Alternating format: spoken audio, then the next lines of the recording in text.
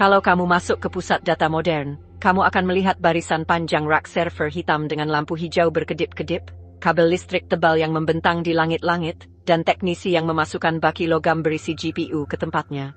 Mesin-mesin itu adalah komputer klasik, dan mereka menjalankan hampir semua model AI yang kamu dengar, mulai dari asisten suara di ponselmu sampai sistem rekomendasi di aplikasi streaming. Di ruangan laboratorium terdekat yang didinginkan oleh unit pendingin, ada mesin berbeda yang berada di dalam silinder logam tinggi, dengan kabel dan jalur gelombang mikro turun ke ruang tertutup. Komputasi hibrida dimulai ketika para insinyur menghubungkan server yang panas dan boros daya di pusat data dengan prosesor ultra dingin di lab itu, sehingga kedua mesin tersebut menyerang masalah yang sama bersama-sama. Sistem hibrida kuantum klasik itu bukan satu superkomputer bercahaya aja, tapi ini adalah alur kerja yang terkoordinasi yang menghubungkan server biasa ke perangkat keras kuantum khusus melalui kabel jaringan aman dan dashboard cloud. Seorang ilmuwan data duduk di laptop, mengetik kode ke jendela pengembangan, dan mengirim sebagian perhitungan ke prosesor kuantum yang dihost oleh IBM di dalam fasilitas yang terlindungi. Server klasik menyiapkan data, mengaturnya dalam matriks di monitor, dan mengirimkan instruksi ke chip kuantum. Chip tersebut melakukan transformasi matematika dan mengirimkan hasil pengukuran kembali. Hasil tersebut muncul sebagai untaian bit dan batang probabilitas di layar, dan server klasik segera menggunakannya untuk melanjutkan perhitungan.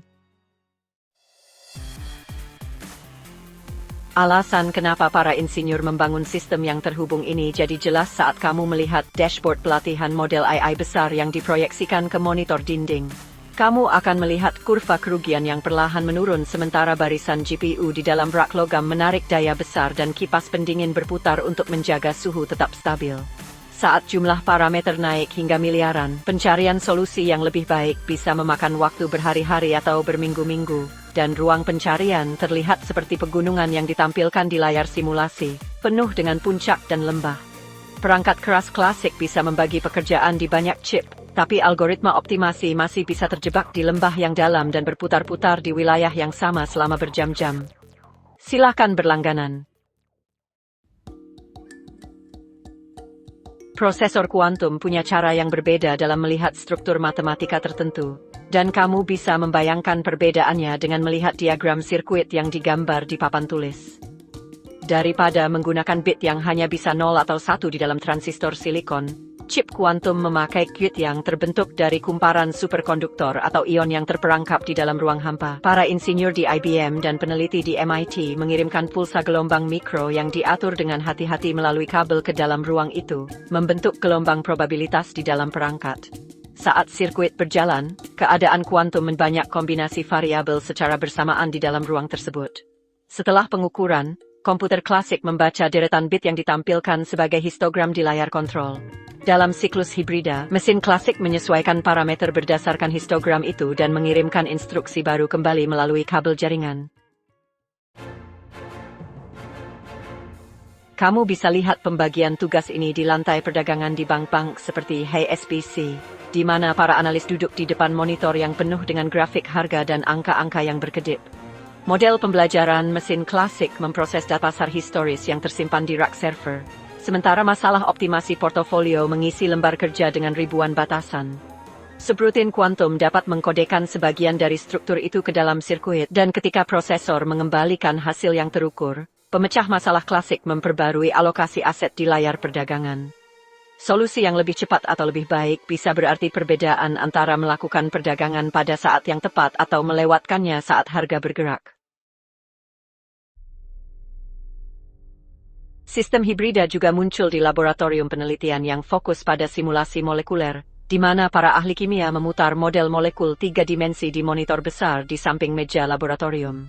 Superkomputer klasik mendekati interaksi antar atom menggunakan metode numerik, tetapi seiring molekul menjadi lebih kompleks, jumlah interaksi yang ditampilkan di jendela simulasi berlipat ganda dengan cepat. Kelompok peneliti yang bekerja sama dengan IBM telah menggunakan prosesor kuantum untuk memperkirakan keadaan energi tertentu untuk sistem molekul kecil.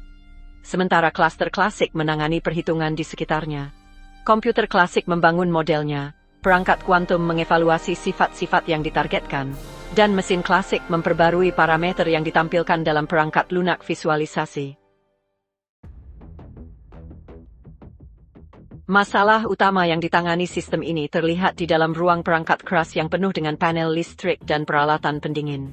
Seiring dengan meningkatnya beban kerja AI, operator memasang kabel listrik yang lebih tebal, unit pendingin yang lebih besar, dan rak yang lebih padat untuk menjaga kinerja. Biaya meningkat dengan setiap kilowatt tambahan, keandalan bergantung pada daya yang stabil dan suhu yang tetap, dan penskalaan dibatasi oleh pembuangan panas serta batasan fabrikasi chip.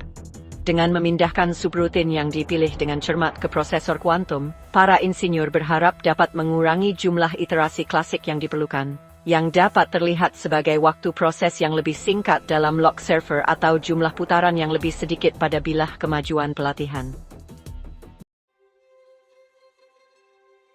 Membangun arsitektur ini sulit, seperti yang bisa kamu lihat di dalam laboratorium kuantum.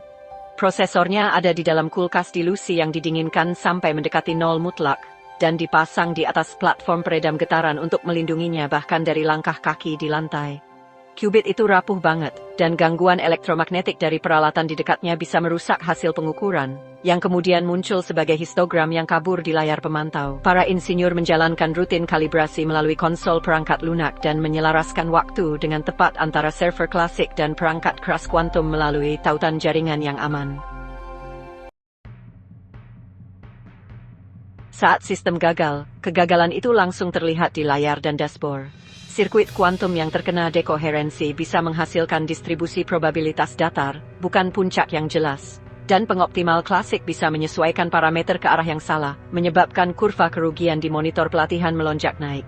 Latensi jaringan antara platform cloud dan fasilitas kuantum dapat memperlambat putaran umpan balik dan membuat aplikasi tertentu tidak praktis. Waktu henti pemeliharaan di lab kuantum dapat menghentikan eksperimen yang dijadwalkan saat teknisi memeriksa kabel dan sistem pendingin. Perbedaan jadi jelas saat kita bandingkan rak GPU dengan kulkas kuantum dari segi biaya, ukuran, dan kerumitan operasional. Server GPU bisa dikirim ke gudang, dipasang di rak, dan diperbanyak dengan menambah unit di bawah pengelolaan perusahaan seperti Microsoft. Prosesor kuantum butuh sistem pendingin kriogenik, pelindung khusus, dan tim terlatih untuk merawat perangkat keras yang sensitif. Koreksi kesalahan butuh banyak qubit fisik untuk mendukung satu qubit logis, yang bikin ukuran dan biaya perangkat jadi makin besar. Komputasi hibrida menyeimbangkan batasan ini dengan memakai inti kuantum kecil untuk tugas-tugas tertentu, sementara sebagian besar pekerjaan tetap di infrastruktur klasik. Batas-batas pamungkas masih muncul di tempat-tempat nyata seperti pabrik fabrikasi semikonduktor dan laboratorium penelitian, tempat para insinyur menghitung transistor dan qubit pada wafer uji. Jumlah qubit stabil masih kecil dibandingkan dengan miliaran transistor yang diukir pada chip silikon, dan keuntungan kuantum skala besar untuk sebagian besar tugas pembelajaran mesin belum ditunjukkan. Bahkan saat perangkat keras kuantum membaik, mesin klasik akan terus merender grafik di laptop, menyajikan halaman web dari pertanian server dan memproses transaksi rutin di pusat data.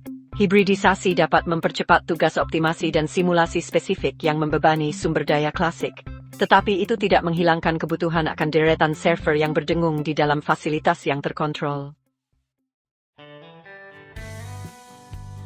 Dalam praktiknya, masa depan komputasi itu seperti arsitektur berlapis, di mana ruangan-ruangan berbeda menangani bagian-bagian kerja yang berbeda, dihubungkan oleh kabel dan dashboard awan.